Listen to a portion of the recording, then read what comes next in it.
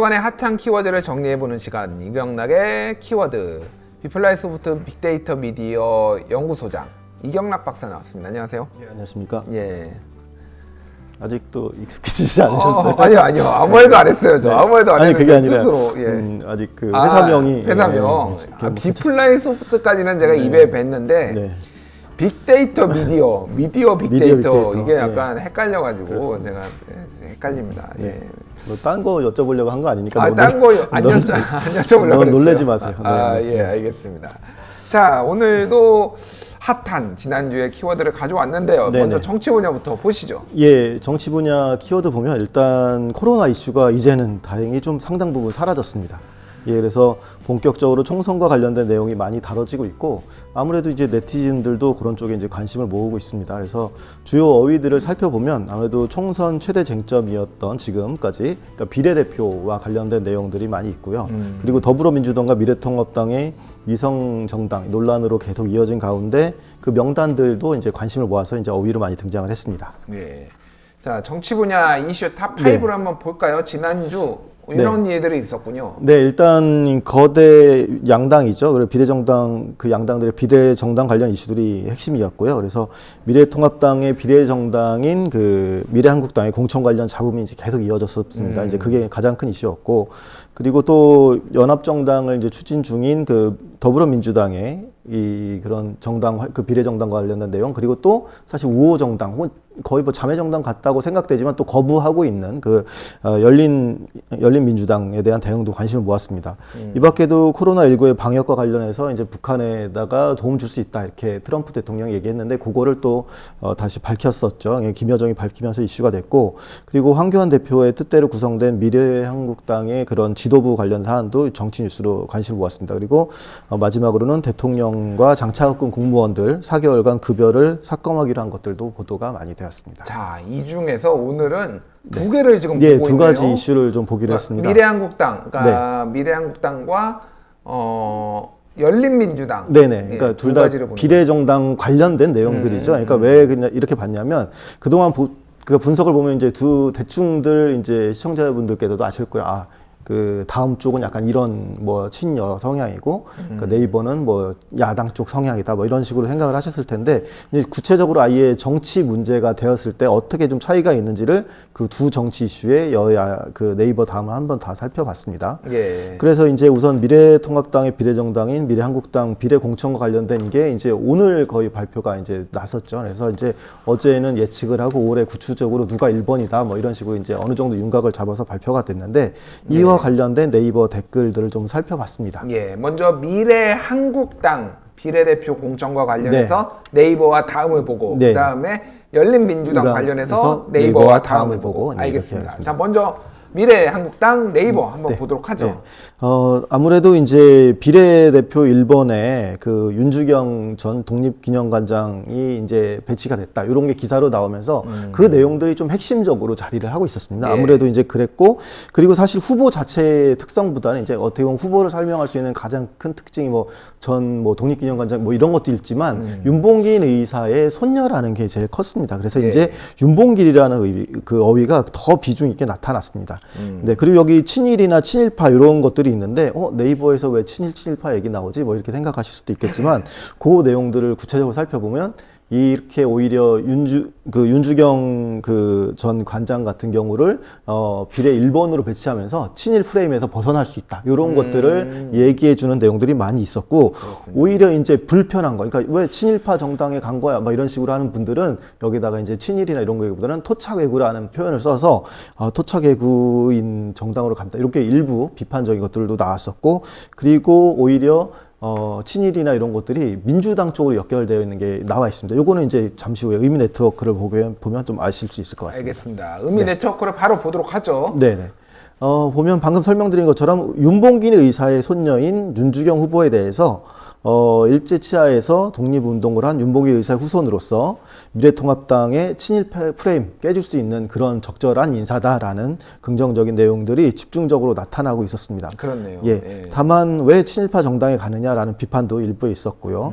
그리고 또 원래 1번이었었죠. 미래한국당 자체적으로 이제 한성규 대표 체제에서는 1번이었던 조수진 후보가 좀 밀렸습니다. 어차피 당선권이긴 한데 어쨌든 그 밀렸는데 그런 거에 대해서도 오히려 이제 긍정적으로 이제 보수를 대변하는 공천이기 때문에 적절하다라는 내용들이 있었습니다. 이제 긍정적인 내용들이 많이 있었습니다. 그렇군요. 네. 그래서 그 다음으로 이제 미래한국당 방금 말씀드린 이 내용과 관련해서 다음 댓글 내용들을 한번 살펴봤습니다. 예, 다음을 한번 보도록 네. 하죠. 다음에서는 23일 그러니까 오늘 결과를 예측하는 어제자 뉴스원이랑 뭐 연합뉴스 등의 댓글을 수집을 했었습니다.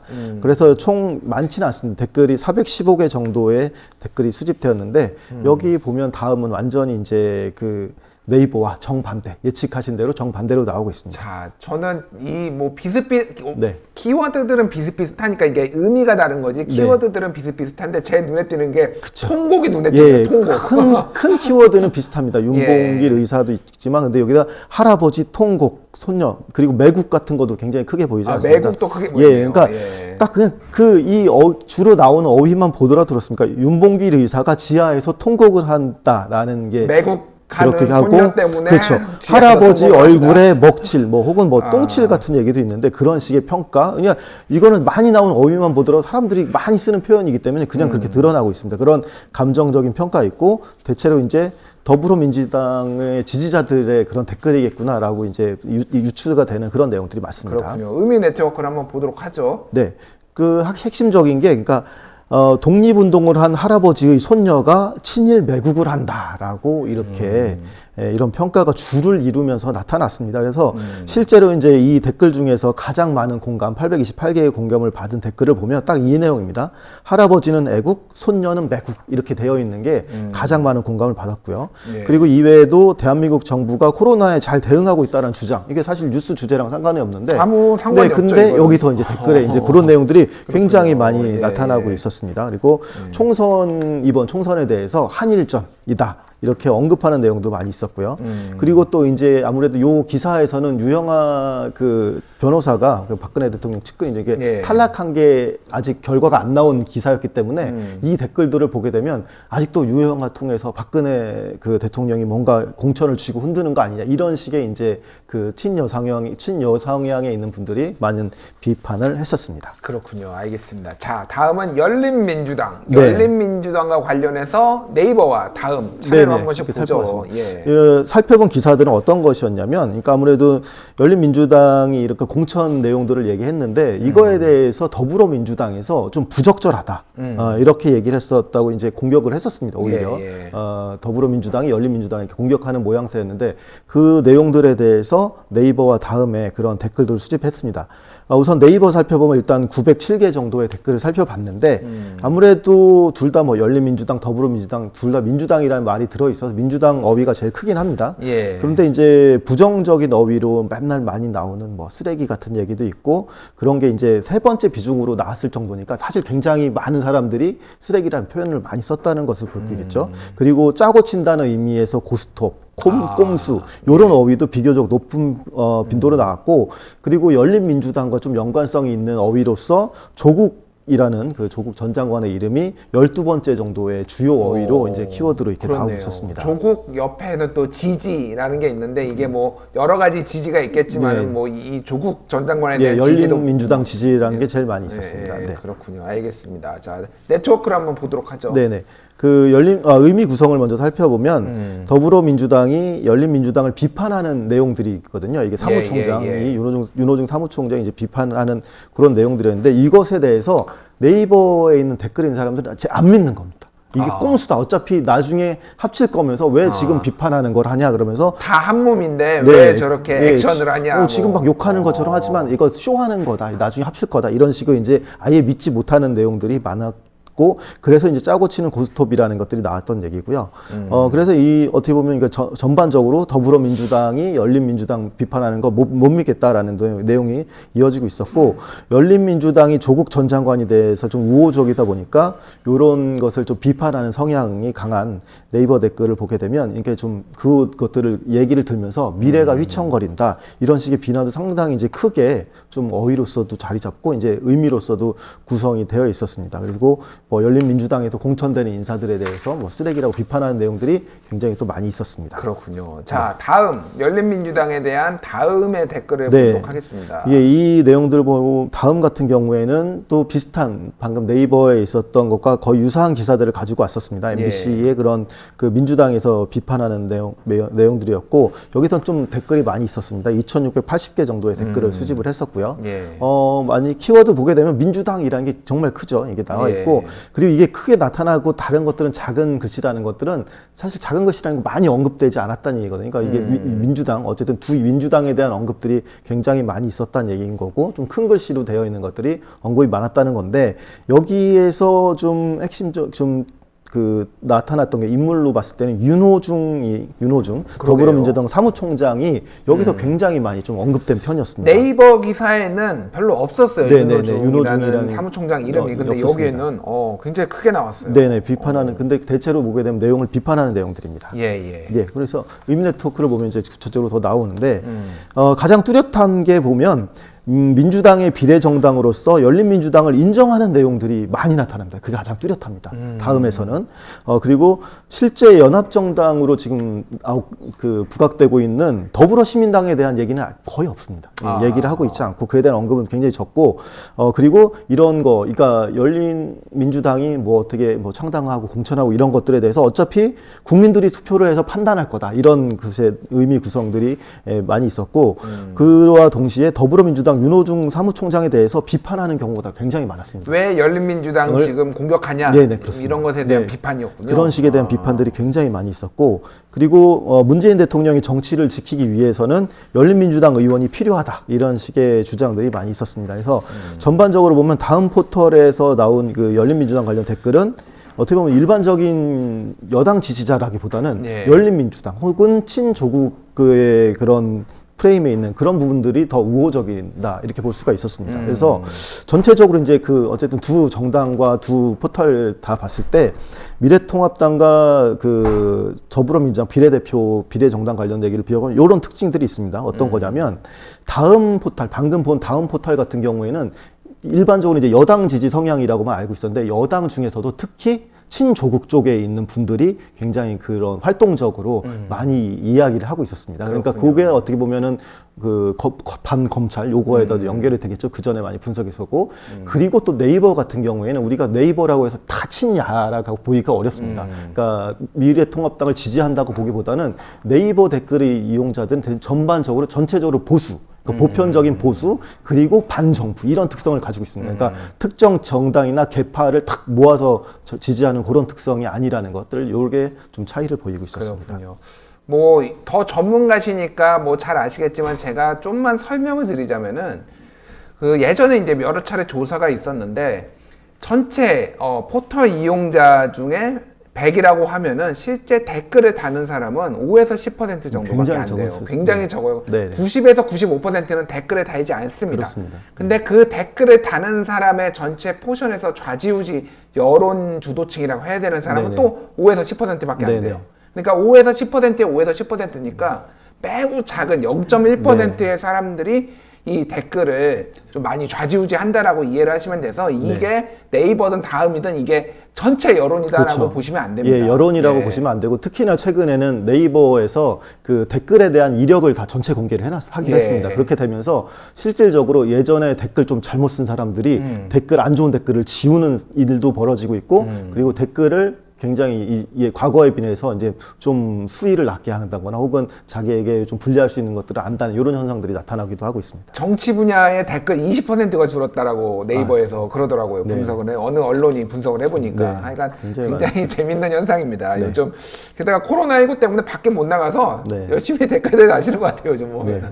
알겠습니다. 자, 경제 분야 한번 보도록 하죠. 네, 경제 분야 같은 경우에는 코로나로 인한 전 세계 경기 침체가 이제 주요 주제였습니다. 그러니까 특히나 이제 우리는 아무래도 미국에 의해서 영향을 받고 그리고 세계 시장과 동조율이 크니까 그것들에 대해서 막 휩쓸리는 내용들 그런 것들이 좀 많이 있었고 우리나라의 경제 지표 하락 얘기가 더 많이 있었습니다. 그래서 어휘를 보더라도 사실은 이제 대체로 이제 주식이 많은데 주식 관련된 건데 주식, 금융, 위기, 하락 이런 것들이 이제 어휘들로 반영이 됐고 그리고 이 밖에도 이제 경제 분야에서 계속 이야기가 나오는 주택 관련된 것도 어휘로 등장을 했습니다. 좀 코로나가 여기에선 조금 사그라들었습니다. 경제 쪽도. 예, 자, 탑5 보겠습니다. 네. 아무래도 전 세계가 지금 난리가 났고, 네, 전 그렇습니다. 세계 주가 폭락이 많이 지금 반영이 된 것 같아요. 예. 그래서 그 첫 번째로는 미국 중심의 경제 상황 그리고 미국 증시의 롤러코스터 그 실제 내용들 보게 되면 사실 그 글로벌 팬데믹 이후로 매일 바뀌었습니다. 그러니까 미국 증시가 뭐 언제가 이제 블랙 먼데이 이후로 최고로 떨어졌다가 다시 다음날 좀 회복했다가 또 더 떨어져서 하고 이게 진짜 미국 같은 경우는 일별로 막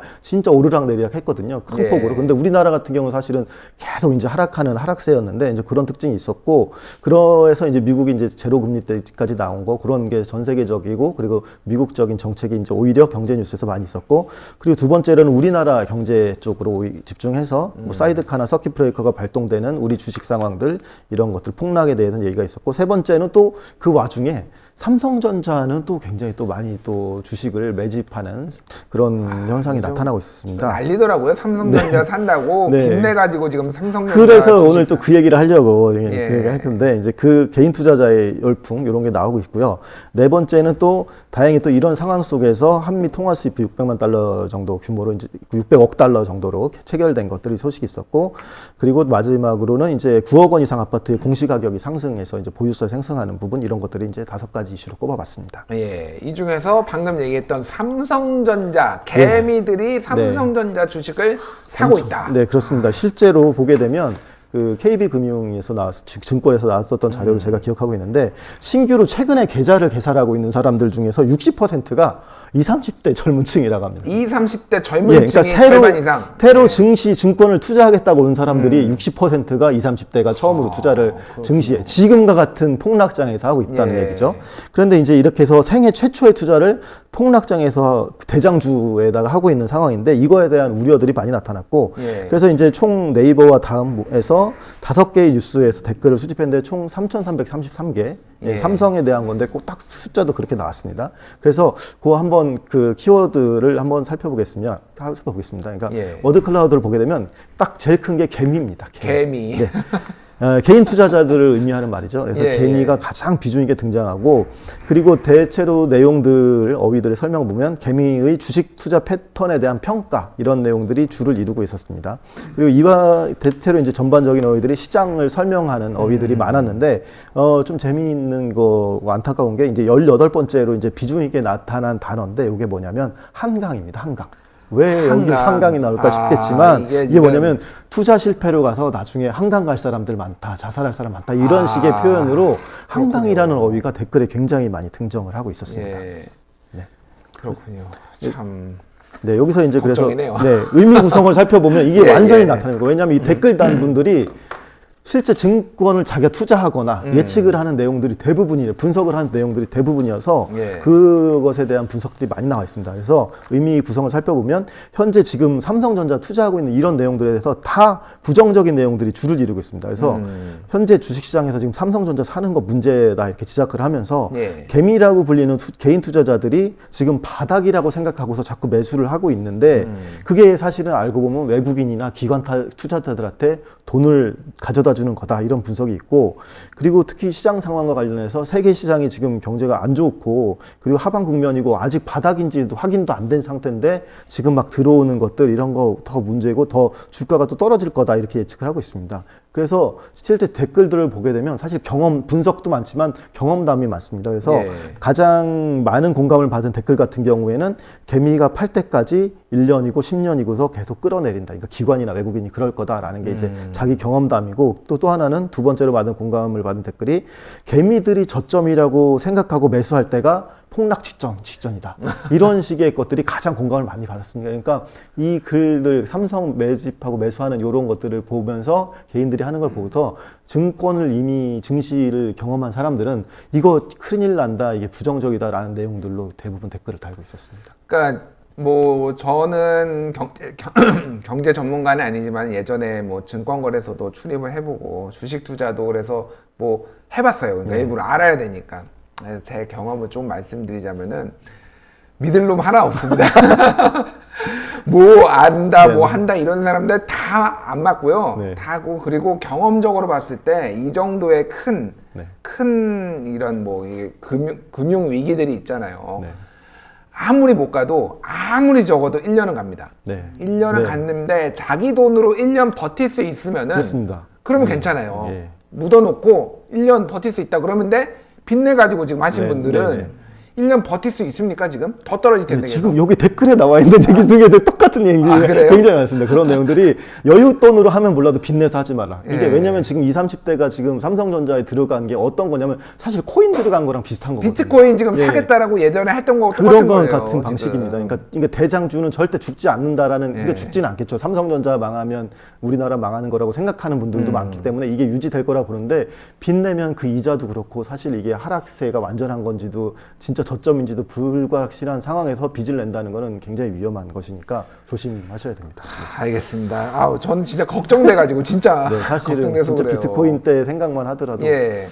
비트코인 때도 정부가 거래 제한하고 뭐 이렇게 막 실명제하고 그러니까 난리가 났잖아요. 네. 왜 내가 돈 벌라고 하는데 네, 뭐 맞냐. 근데 실제로 정부가 그렇게 안 했으면은 완전 폭망할 사람들 진짜 한강 갈 사람들 정말 많았어요. 예, 그때. 그때 그 당시에 그래서 그랬습니다. 정부가 그나마 개입해서 이 정도였습니다. 정말로 조심하셔야 돼요. 예, 알겠습니다. 자, 사회 분야 한번 보도록 하죠. 예, 사회 분야는 여전히 이제 코로나19 관련된 어휘가 좀 집중적으로 나타났지만, 근데 지난주 같은 경우에는 그 인터넷 성범죄의 범인이 검거되면서 그와 관련된 어휘들이 굉장히 또 많이 등장을 했었습니다. 어떻게 보면 단일 이슈로는 굉장히 큰 이슈였는데, 그 텔레그램 N번방, 예, 아까도 좀 뉴스에서 다뤘지만 그것을 통해서 이제 성착취 동영상을 유포한 그 아이디가 박사입니다. 박사라는 아이디를 가진 그 범인이 잡혔는데 그 내용이 집중적으로 나타나서 그 어휘들이 예, 많이 등장을 하고 있었습니다. 그래서 이걸 가지고 사회 분야의 주요 이슈 5가지를 선정을 해봤습니다. 그래서 예. 방금 언급한 것처럼 단일 사건으로 가장 많이 다뤄진 소식이 이제 그 텔레그램 N번방 가해자에 대한 이슈였었습니다. 그래서 범죄 내용도 충격적이긴 했는데, 이른바 이제 공범이죠. 이게 돈 내고 이제 같이 유료 구독처럼 하는 그런 존재들도 상당히 충격을 가져줬습니다. 뭐 예를 들어서 뭐 20몇만이나 된다, 뭐 이런 얘기까지 있을 정도였으니까 굉장히 충격적이었고, 그래서 이제 코로나 이슈들이 좀 많이 묻혔습니다. 그렇지만 코로나19 확진자 상황 같은 거나 사례가 여전히 이제 주요 이슈 2번째 정도로 나왔고, 그리고 여전히 이제 집단 예배 통해서 서울 수도권에서 다시 소규모 집단 감염 나타난 것도 굉장히 또 중요한 사회 분야 이슈로 나왔었고요. 그리고 코로나가 계속 이어지는 과정에서 대구에서 폐렴으로 사망한 10대 학생이 사실 계속 음성 판정이었지만 한 번은 이제 그 영남대병원에서 이제 양성이 나왔었거든요. 예, 이제 예. 그것 때문에 이 사이토카인 폭풍이 아니냐. 그리고 실제로 또 그 이후에 한 20대 분도 지금 사이토카인 폭풍 때문에 굉장히 좀 안 좋은 상태에 있거든요. 그러니까 예. 그런 것들이 이슈가 되면서 또 이제 젊은 층들도 안심할 수 없다, 이런 것들이 얘기가 나왔고, 그리고 코로나19 확산 막기 위해서 유초고등학교 이렇게 개학이 4월 6일로 연기된 거, 이런 것들도 사회면에서 주요 이슈였습니다. 자, 이 중에서 오늘 N번방, 네. 텔레그램 N번방 국민청원은 볼 텐데 네네네. 자, 네이버하고 내용을- 다음을 네. 분리해서 봤어요. 이게 이유가 있나요? 네, 요게 왜냐면 사실은 결과적으로 보면은 차이는 없지만 사실 의도는 이제 이 부분을 좀 말씀드리기 위해서인데, 많은 분들이 사실은 네이버 같은 경우에는 뭐 여긴 좀 일베 성향이 강하고 뭐 이렇게 해서 생각하실 수도 있고, 여기와 여기가 굉장히 정치적으로 다르니까 다른 사람들이 있을 수도 있겠다라고 생각하시는 분들이 많아요. 예, 예. 그러니까 정치적으로 차이가 있으니까, 예를 들어서 어느 쪽은 굉장히 남성 중심적, 남성 우월적이고 막 이런 범죄에 대해서 옹호하는 사람들이 있지 않을까 뭐 이렇게 생각할 수도 있을 것 같아서 그래서 제가 혹시나 둘이 여기서 차이가 있지 않나를 따로 살펴봤습니다. 가설을 한번 세워보셨군요. 예, 가설을 세워보고서 봤습니다. 알겠습니다. 그래서 먼저 이제 네이버 같은 경우에는 그 6,030개 정도 굉장히 많은 댓글이 나왔습니다. 그 수집을 해봤는데 내용들 보게 되면 예측할 수 있는 것들입니다. 그래서 주요 어휘를 보면 얼굴을 비롯해서 신상 공개를 요구하는 내용들이 주를 이루고 있고 사형, 처벌 네, 뭐 네. 이런 건 많네요. 처벌을 사형까지 해야 된다. 막 이런 굉장히 감정적으로 얘기하고 있고 무기징역 요구하기도 하고 대체적으로 이제 굉장히 분노하고 있는 내용들이 그런 무기징역이 훨씬 적네요. 사형보다. 네, 그렇죠. 사형 이런 일단 그 분노하는 범죄들 나오면 대부분 제가 다른 댓글들도 그 연구해봤지만 대부분 사형입니다. 기본적으로. 사형이군요. 그러니까 사형이 우리나라가 집행이 되지 않지만 예. 어쨌든 사형은 계속 이 댓글에서 좀 심한 범죄에서 다 사형이 나오고 있습니다. 그렇군요. 자, 의미 네트워크를 한번 보죠. 네, 전체적으로 보면은 전반적으로 처벌에 대한 내용이 주가 되고 있습니다. 그래서 신상 공개 강력하게 요구하면서 범인을 쓰레기라고 이제 얘기를 하죠. 그래서 사형 요구하고 있고, 그리고 여기서 이제 인권과 관련해서 피해자의 인권이 중요하지 가해자의 인권 더욱 보장해 주는 거 말도 안 된다. 이제 신상 공개해야 된다 이런 얘기죠. 그런 것들도 나타나고 한국 사회의 성범죄 형량이 미약하다 이런 것들도 지적을 합니다.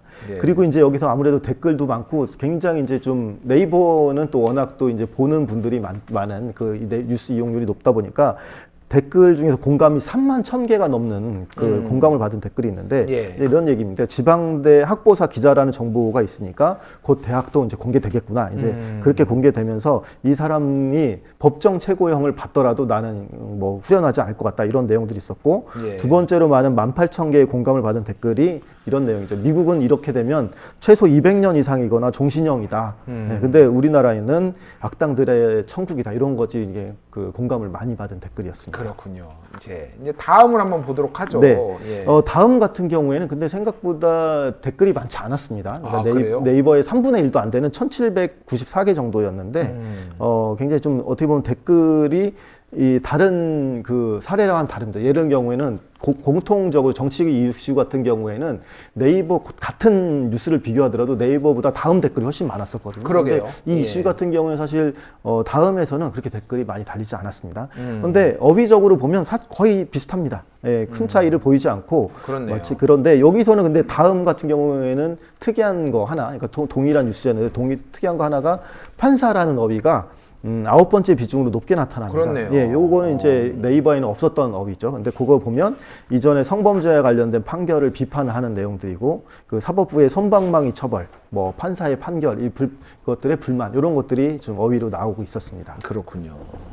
그리고 의미 네트워크를 살펴보면 여기도 이제 방금 말씀드린 것지만 큰 차이를 보이지 않습니다. 그 아동 성범죄에 대해서 강력한 처벌 요구하고 있고, 그리고 박사에 대해서 얼굴 비롯한 신상 공개 같은 걸 요구하고 있고, 뭐 다 내용들은 거의 비슷하고요.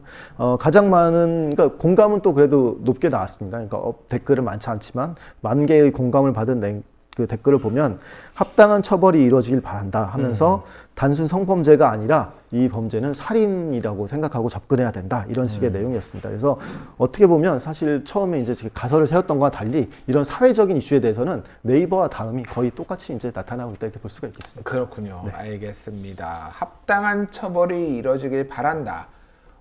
저희 시청자들 뿐만 아니라 모든 국민이 바라는 바가 네. 아닐까 그렇게 예, 생각을 그렇습니다. 하고요. 네. 정치권이 어떻게 앞으로 후속 조치를 할지 지켜보도록 하겠습니다. 네. 지금까지 이경락 박사였습니다. 감사합니다. 예, 감사합니다.